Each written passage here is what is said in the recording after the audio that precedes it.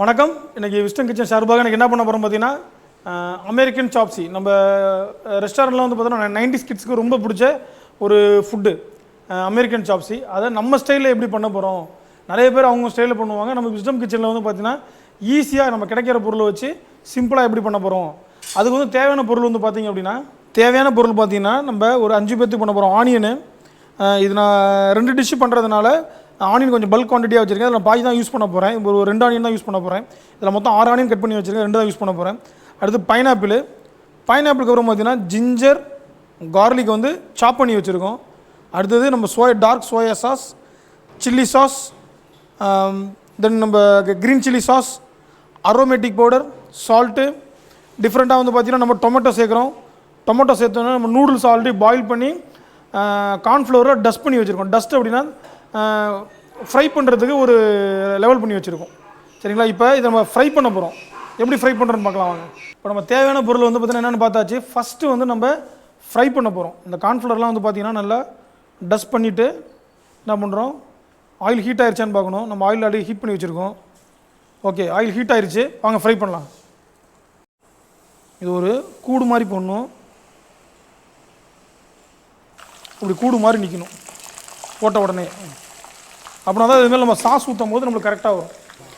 இது நல்லா பிரிஞ்சு போகக்கூடாது. அதுக்காக தான் கார்ன்ஃப்ளவரு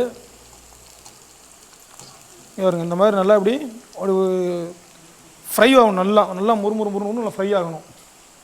அதுக்காக தான் நம்ம கார்ன்ஃப்ளவர் போடுறோம். ரொம்ப பிளாக்காகவும் ஆகிடக்கூடாது. அவ்வளோதான். இது பாருங்கள், இன்னும் கிறிஸ்பி ஆகணும். இன்னும் கிறிஸ்பி ஆனால் தான் கொஞ்சம் நல்லாயிருக்கும். லைட் கோல்டன் கலரில் வரணும். நல்லா டிப் பண்ணிக்கணும். நீங்கள் நிறையா போட்டுட்டீங்க அப்படின்னா ஆயில் வந்து பார்த்தீங்கன்னா மேலே பொங்க ஆரம்பிச்சிடும். அதனால் கொஞ்சம் கொஞ்சமாக போட வச்சுக்கோங்க. ஓகே, பாருங்கள், லைட்டாக அதோட கலர் கொஞ்சம் சேஞ்ச் ஆனோடனே தனியாக ஒரு இப்படி பிளேட்டில் இப்படி வைக்கும்போது செப்பரேட்டாக இப்படி வரணும். ஓகே, நெக்ஸ்ட் வந்து பார்த்தீங்கன்னா நம்ம அமெரிக்கன் சாப்ஸிக்கு நூடுல்ஸை வந்து ஃப்ரை பண்ணி எடுத்தாச்சு கார்ன்ஃப்ளவர் போட்டு. அடுத்து அந்த அமெரிக்கன் சாப்ஸிக்கு நம்ம அந்த சாஸ் வந்து பார்த்திங்கன்னா சிம்பிளாக வீட்டிலே பண்ணலாம். சில பேர் வீட்டில் இது நம்ம வீட்டில் என்ன கிடைக்குமோ அந்த சிம்பிளான ஒரு பொருள் வச்சு பண்ணுறோம். ஃபஸ்ட்டு வந்து பார்த்தீங்கன்னா நம்ம ஜிஞ்சர் கார்லிக், சாப்புடு ஜிஞ்சர் கார்லிக். நெக்ஸ்ட் வந்து பார்த்திங்கன்னா ஆனியன். இது குழந்தைங்களுக்குலாம் வந்து பார்த்திங்கன்னா முக்கியமாக 90s கிட்ஸ் உள்ள ரெஸ்டாரண்ட்லாம் பார்த்திங்கன்னா ஃபேவரட். அப்போ நல்லா விரும்பி சாப்பிடுவாங்க. நல்லது. இப்படி ஸ்லோவாக சாட்டே பண்ணணும். நம்ம குழந்தைங்க சாப்பிட்றாங்க அப்படின்னா க்ரீன் சில்லி போட தேவையில்லை. நான் குழந்தைங்களுக்கு தான் பண்ணியிருக்கேன். க்ரீன் சில்லி நான் போடவே இல்லை. க்ரீன் சில்லி வேணும்னா இதுக்கு ஒரு 4-5 க்ரீன் சில்லி போட்டுக்கலாம். நல்லா ஃபயரை வந்து ஈவனாக இருக்க மாதிரி தான் வச்சுக்கணும். ரொம்பவும் ஃபயர் வச்சுட்டிங்க அப்படின்னா கருகிட்டால் வந்து பார்த்திங்கன்னா ரொம்ப புகை மாதிரி வாடை வரும். நல்லா அந்த மாதிரி நல்லா கண்ணாடி மாதிரி நல்லா பளபளன்னு வரணும். ஓகே, நல்லா பாயில் ஆகிட்டுருக்கு. இதில் உங்களுக்கு என்ன ஃப்ளேவர் வேணால் ஆட் பண்ணலாம். இப்போ உதாரணத்துக்கு உங்களுக்கு இதை அப்படியே உங்கள் இட்டாலியன் ஸ்டைலில் மாற்றணும் அப்படின்னா இந்த ஹெர்ப்ஸு, ரோஸ்மேரி, தைம், இந்த மாதிரி சில விஷயங்கள் நம்ம ஆட் பண்ணிக்கலாம்.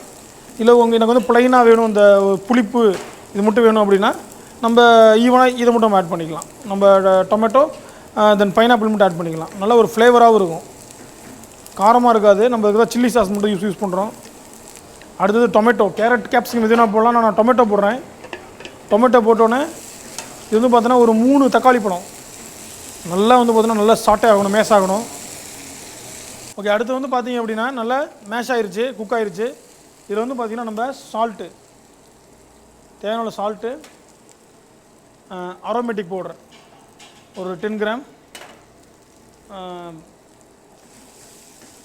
ரெட் சில்லி சாஸ் அது வந்து பார்த்திங்க அப்படின்னா ஒரு 50 ml. இதெல்லாம் நல்லா ரா ஃப்ளேவர் போகிற வரைக்கும் நல்லா கொதிக்கணும். இந்த சாஸோட ரா ஃப்ளேவர் நல்லா பாருங்கள். நம்ம ஒரு இடத்துல வந்து கலர் போட்டுருவாங்க. நம்ம கலர்லாம் ஆட் பண்ணல. கலர்லாம் ஆட் பண்ணாமையே நம்ம ரெடி பண்ணிட்டோம். நல்லா கொஞ்சம் வாட்ரு ஊற்றி கொஞ்சம் பாயில் ஆகட்டும்.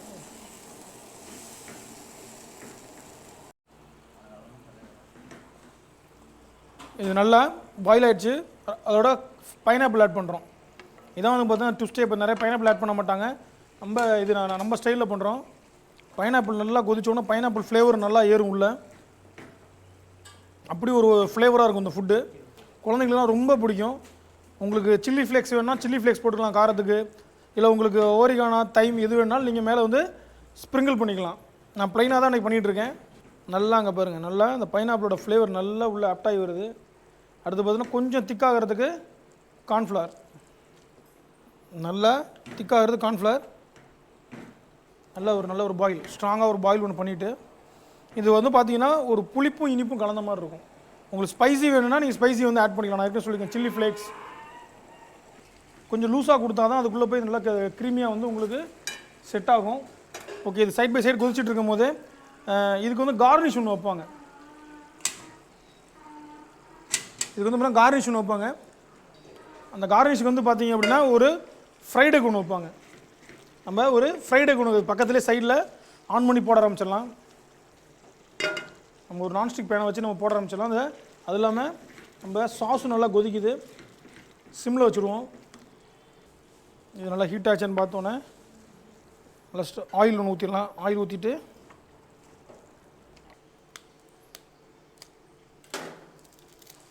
நல்லா பார்த்தீங்கன்னா நல்லா குக் ஆகணும். குக் ஆனால் தான் மேலே விழுகும். அடுத்தது சைட் பை சைடு நம்ம போட்டிருக்கும் போது நம்ம சாஸை வந்து நம்ம அரேஞ்ச் பண்ணிடலாம். நம்ம சாஸ் ரெடி பண்ண சார் நான் கலர் போடலை. கலர்லாம் ஊற்றுவாங்க, நான் கலர் போடலை. சாஸை வந்து நல்லா டிப் ஆகிற மாதிரி நல்லா அது கூட ஊறி வரணும். சாஸு நல்லா ஊறி சாப்பிட்டா தான் நல்லாயிருக்கும். எக்கு வந்து பார்த்திங்கன்னா ஆல்மோஸ்ட் குக் ஆயிடுச்சு.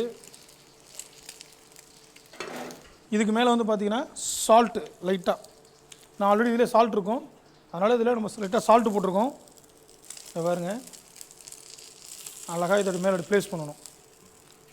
இப்போ நம்ம அருமையாக செஞ்சு வச்சுருக்க அமெரிக்கன் சாப்ஸி ரெடி ஆயிடுச்சு. இது நீங்கள் உங்கள் வீட்லேயும் வந்து நீங்கள் ட்ரை பண்ணி பாருங்கள். ரொம்ப அருமையாக இருக்கும். குழந்தைங்களுக்கு ரொம்ப பிடிக்கும் இந்த டிஷ்ஷு.